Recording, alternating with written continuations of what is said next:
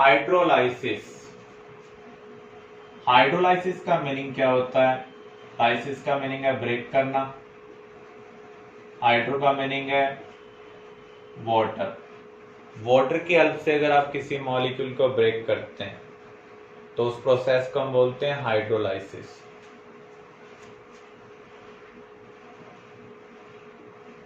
Salt hydrolysis,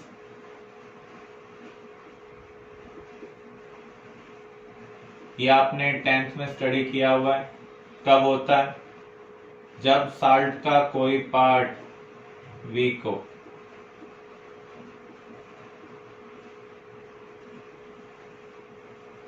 hydrolysis का meaning है water की हेल्प से किसी मॉलिक्यूल का ब्रेक होना। ब्रेक होने के बाद वाटर का पॉजिटिव या नेगेटिव पार्ट उसके साथ अटैच होना चाहिए।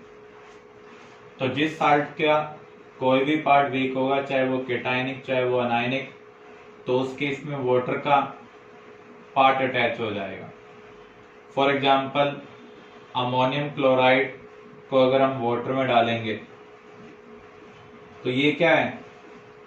Salt of strong acid and weak base. तो जो स्ट्रॉन्ग पार्ट है वो तो डिसोसिएटेड फॉर्म में रहेगा, लेकिन जो वीक पार्ट है उसके साथ वाटर का अपोजिट पार्ट अटैच हो जाएगा। जैसे अमोनियम, तो इसके साथ वाटर का नेगेटिव पार्ट अटैच होगा। तो यहां पर केटायनिक पार्ट के साथ वाटर का पार्ट अटैच हो रहा है, तो यहां पर जो हाइड्रोलाइसिस होगा उसे हम क्या कहेंगे? केटायनिक हाइड्रोलाइसिस। डिटेल में हम इसके रिगार्डिंग आयनिक इक्विलिब्रियम में स्टडी करेंगे। अब हम कोवलेंट कंपाउंड पर आ रहे हैं। जो कोवलेंट कंपाउंड है उनका हाइड्रोलाइसिस कब होगा?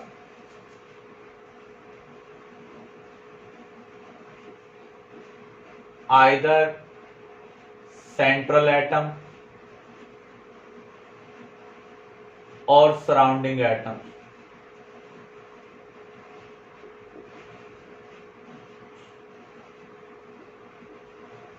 Have vacant orbital. अगर किसी मॉलिक्यूल में सेंट्रल एटम या फिर सराउंडिंग एटम के पास वैकेंट ऑर्बिटल है तो उस केस में उसका हाइड्रोलाइसिस हो सकता है। अगर सेंट्रल एटम के पास होगा तो उस केस में उसका हाइड्रोलाइसिस बहुत आसानी से होगा। अगर सेंट्रल एटम के पास नहीं है, सराउंडिंग एटम के पास है, तो हाइड्रोलाइसिस तो होगा लेकिन आसानी से नहीं होगा। For example SiCl4 hydrolyse easily while CCl4 do not। CCl4 का अगर हमें हाइड्रोलाइसिस करना है तो हमें स्टीम चाहिए, हाई टेम्परेचर चाहिए, जबकि ये नॉर्मल वाटर के साथ भी हाइड्रोलाइज हो जाता है। इसका रीजन क्या है? सिलिकॉन थर्ड पीरियड से बिलोंग करता है तो इसके पास वैकेंट डी ऑर्बिटल है। तो सेंट्रल एटम के पास यहाँ पर क्या है? वैकेंट डी ऑर्बिटल है, तो इसलिए इसका आसानी से हाइड्रोलाइसिस हो रहा है। तो यहां पर किसी भी टाइप का कोई वैकेंट ऑर्बिटल नहीं है कार्बन के पास, इसलिए इसका हाइड्रोलाइसिस आसानी से नहीं होगा। Down the group as of hydrolysis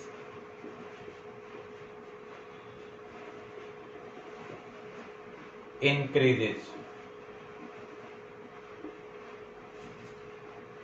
as bond length increases।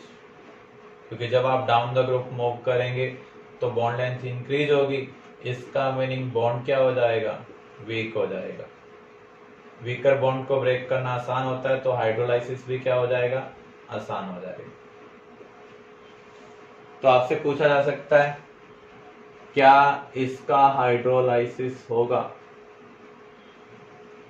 ना तो यहाँ पर सेंट्रल एटम के पास वैकेंट ऑर्बिटल है, ना ही फ्लोरीन एटम के पास वैकेंट ऑर्बिटल है, तो इसका हाइड्रोलाइसिस नहीं होगा।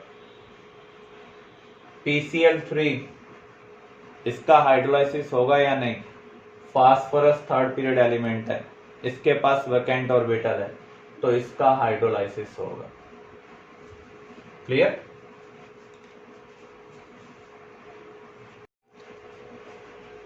डियर स्टूडेंट्स, आज हम चैप्टर स्टार्ट करने जा रहे हैं states of matter. States of matter में हम सॉलिड, लिक्विड और गैसेस स्टेट के रिगार्डिंग डिस्कशन करेंगे, लेकिन जो हम मेन टॉपिक अब स्टडी करेंगे वो है गैसेस स्टेट। हम नेचर में बहुत सारे सब्सटेंस को ऑब्जर्व करते हैं, रूम टेम्परेचर पर कोई सॉलिड है, कोई लिक्विड है, कोई गैस है। ये डिफरेंस किसकी वजह से अराइज हो रहा है? एक्चुअल में उनके जो इंटरमोलिकुलर फोर्सेज हैं वो डिफरेंट टाइप के हैं। जिसके इंटरमोलिकुलर फोर्सेज बहुत ज्यादा स्ट्रॉन्ग होंगे वो रूम टेम्परेचर पर सॉलिड है, जिसके इंटरमीडिएट हैं वो लिक्विड है, और जिसके बहुत वीक हैं वो गैस की फॉर्म में एग्जिस्ट कर रहा है।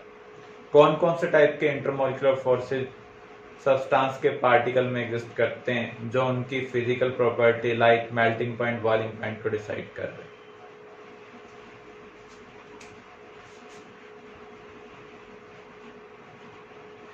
फर्स्ट केस है dipole dipole interaction.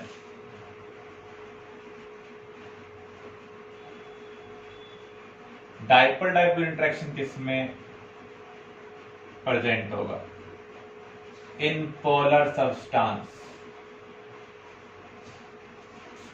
Polar substance के अंदर ईएन डिफरेंस की वजह से पोलैरिटी प्रोड्यूस होती है, और जब पोलैरिटी प्रोड्यूस होती है तो ऐसे मॉलिक्यूल को हम क्या कहेंगे? डाइपोल।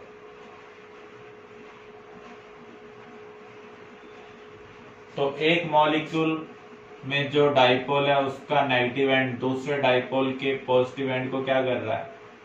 अट्रैक्ट कर रहा है। इस इंटरेक्शन को हम क्या कहेंगे? Dipole dipole interaction. तो इस टाइप का जो इंटरेक्शन है वो पोलर सब्सटेंस या मिक्सचर ऑफ पोलर सब्सटेंस के बीच में एग्जिस्ट करता है। इसकी जो स्ट्रेंथ है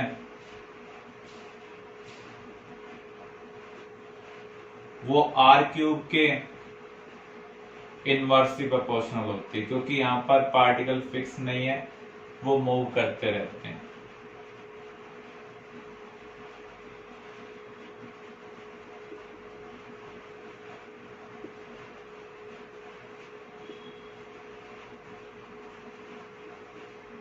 सेकेंड टाइप का इंटरेक्शन है dipole induced dipole interaction.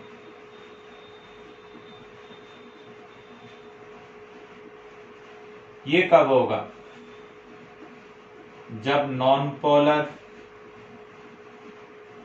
Gas और liquid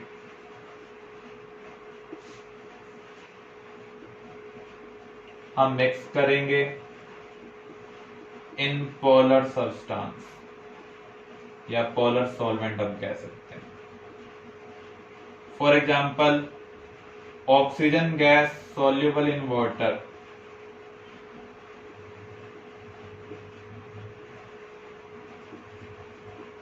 due to dipole induced dipole interaction.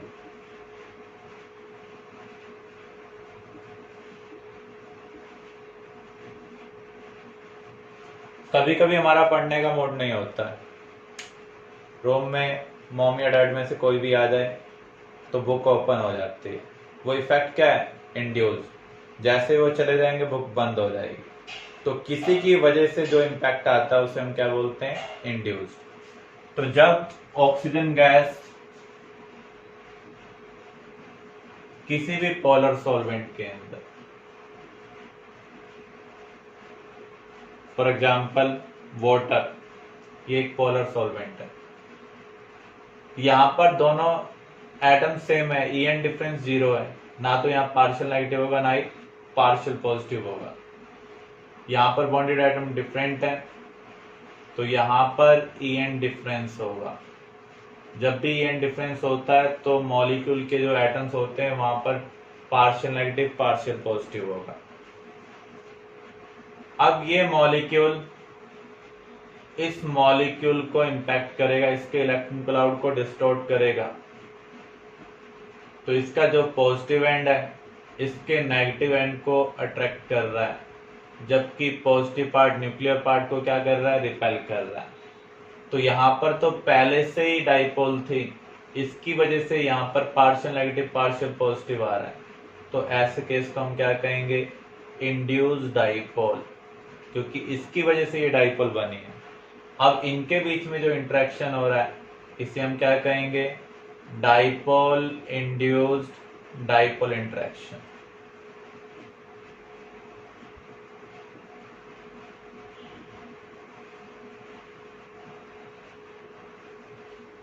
Next है आयन डाइपोल इंटरेक्शन।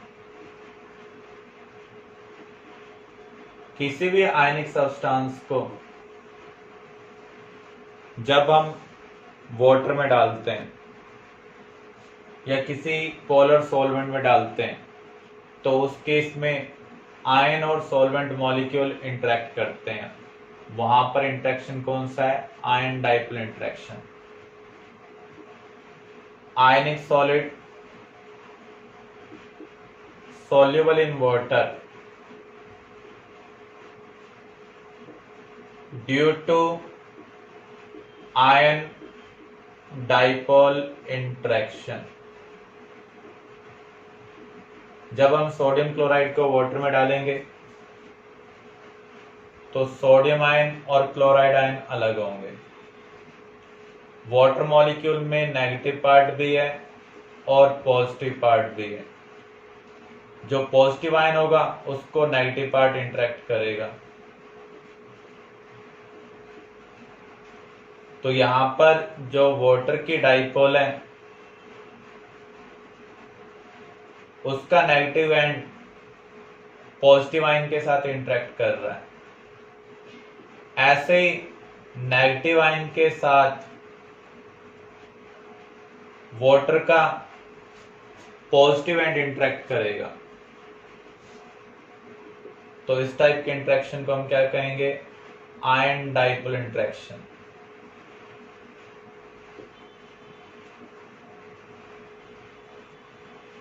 तो जितना स्ट्रॉन्ग इंटरेक्शन होता है सॉल्यूट सॉल्वेंट के अंदर उतनी ज्यादा सॉल्युबिलिटी होती है। तो नॉन पोलर गैसेज वाटर में क्यों सॉल्युबल थी, due to dipole induced dipole interaction. Ion dipole interaction की वजह से आयनिक सब्सटेंस वाटर के अंदर सॉल्युबल है।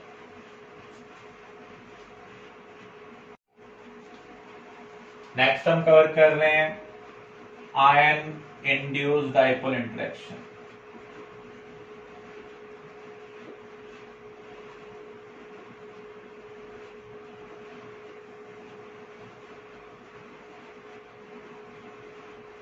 जो आयोडीन सॉलिड है वो वाटर में इनसॉल्युबल है क्योंकि ये नॉन पोलर है। वाटर सॉलिड को इंड्यूस नहीं कर सकता है। जो नॉन पोलर सॉलिड होते हैं वाटर उनको इंड्यूस नहीं कर सकता है, वहां पर डाइपोल प्रोड्यूस नहीं कर सकता है। But soluble in aqueous potassium iodide solution due to ion induced dipole interaction.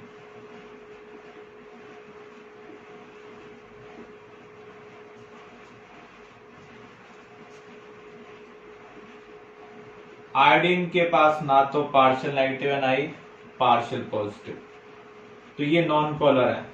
Solid में नॉन पोलर जो मॉलिक्यूल्स होंगे वो एक ग्रुप के अंदर रहेंगे। अगर वाटर उनके कांटेक्ट में भी आएगा तो भी वो अलग नहीं होना चाहेंगे क्योंकि दोनों का नेचर मैच नहीं कर रहा है। तो ऐसे केस में जब आप उनको पोटेशियम आयोडाइड सॉल्यूशन में ऐड करते हैं तो क्या होगा, आयोडाइड सॉलिड I2 को अप्रोच करेगा। सेम एलिमेंट है तो इसको अपने इफेक्ट में लाएगा, किसी मॉलिक्यूल को अलग करने की कोशिश करेगा। ये हाइड्रोफोबिक है और ये हाइड्रोफिलिक है क्योंकि यहाँ पर चार्ज है।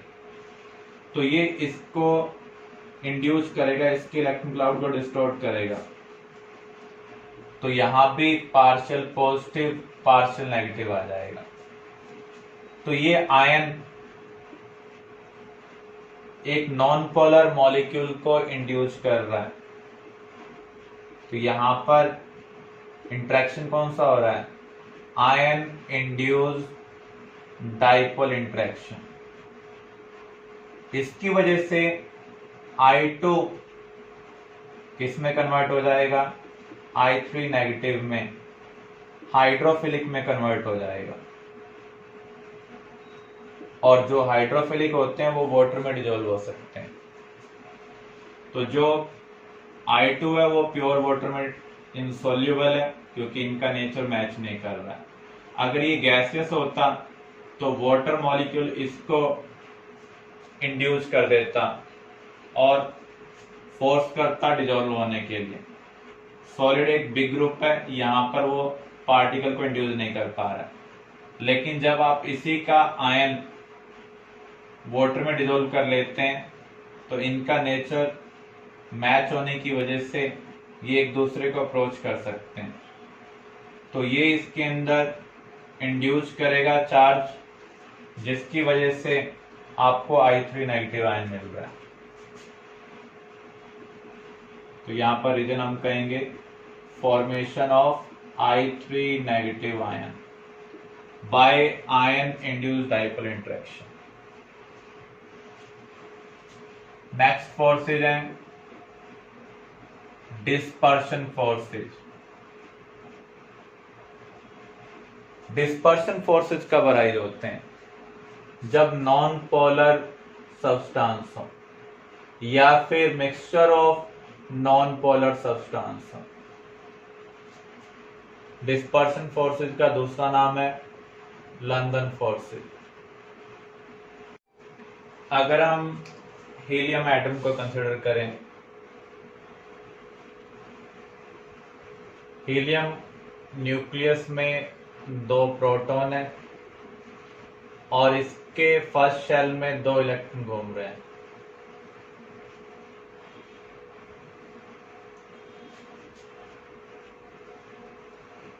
ऐसा हो सकता है ये इलेक्ट्रॉन एक दूसरे के अपोजिट हों और अपोजिट ना भी हों। तो ऐसे डिस्ट्रीब्यूशन को हम क्या कहेंगे? Symmetrical distribution. यहां पर पॉजिटिव और नेगेटिव चार्ज सेंटर कोइंसाइड कर रहे हैं, तो आप इसे कह सकते हैं ये परफेक्टली नॉन पोलर है। यहां पर ये अनसिमेट्रिकल डिस्ट्रीब्यूशन है।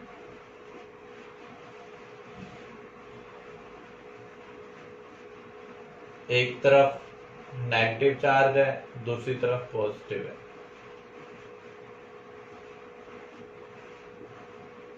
तो यहां पर बहुत कम पोलैरिटी प्रोड्यूस होगी। अगर 2 स्पीसीज जिनकी पोलैरिटी बहुत कम है इंटरेक्ट करते हैं, देखो ये तो बहुत कम केस में रहेगा क्योंकि इलेक्ट्रॉन फिक्स नहीं है। मोस्टली जो डिस्ट्रीब्यूशन होगा वो क्या होगा? अनसिमेट्रिकल डिस्ट्रीब्यूशन होगा।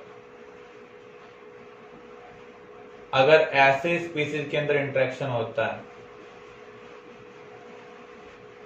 तो उसे हम क्या बोलते हैं? Dispersion forces. डिस्पर्स का मीनिंग क्या होता है? फैल जाना। तो इलेक्ट्रॉन के डिस्पर्स होने की वजह से स्लाइट पोलैरिटी प्रोड्यूस हो रही है।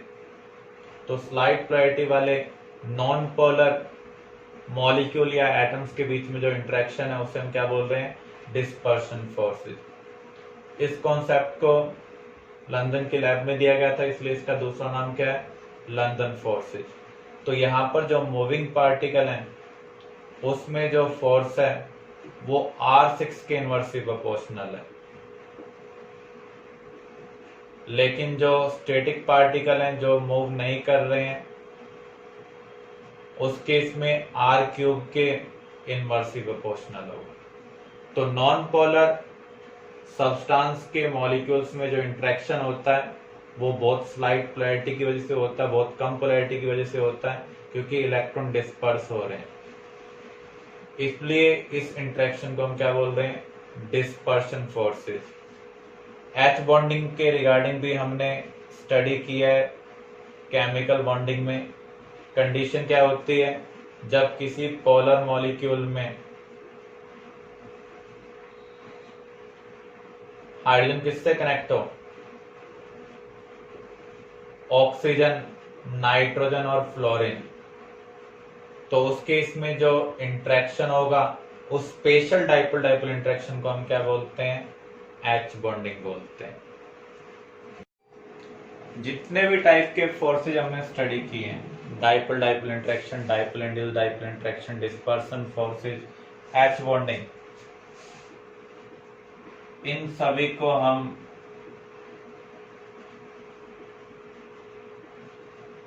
बोलते हैं वंडर वाल फोर्सेज।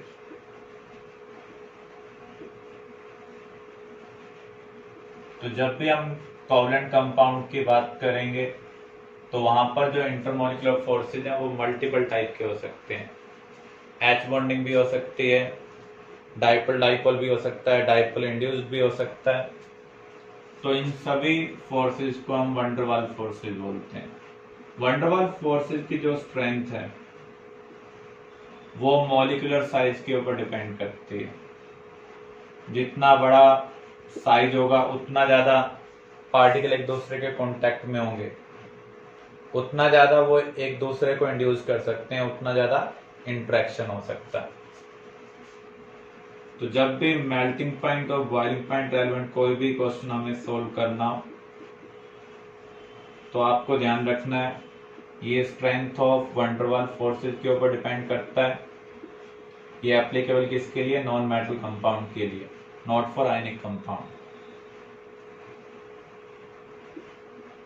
और वंडर वाल फोर्सेज की जो स्ट्रेंथ है वो साइज के ऊपर डिपेंड कर रही है। एक्सेप्शन तभी आ सकती है जब किसी के अंदर क्या प्रेजेंट हो?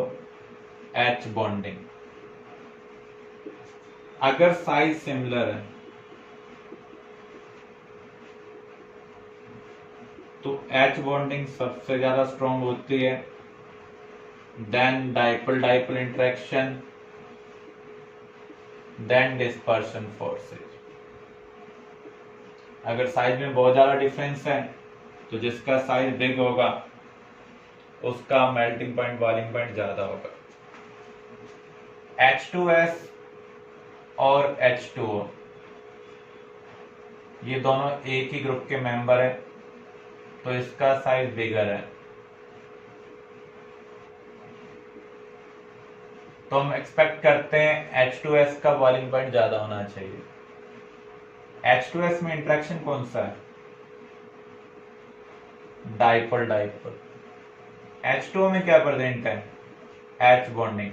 जब नेबर वाले केस आ जाए तो जिसके अंदर H बॉन्डिंग होगी उसका बॉइलिंग पॉइंट ज्यादा होगा। नेचर में आप देखते हैं H2O लिक्विड है जबकि H2S क्या है? गैस। ये किसकी वजह से राइज हो रहा है? H बॉन्डिंग की वजह से। क्लियर?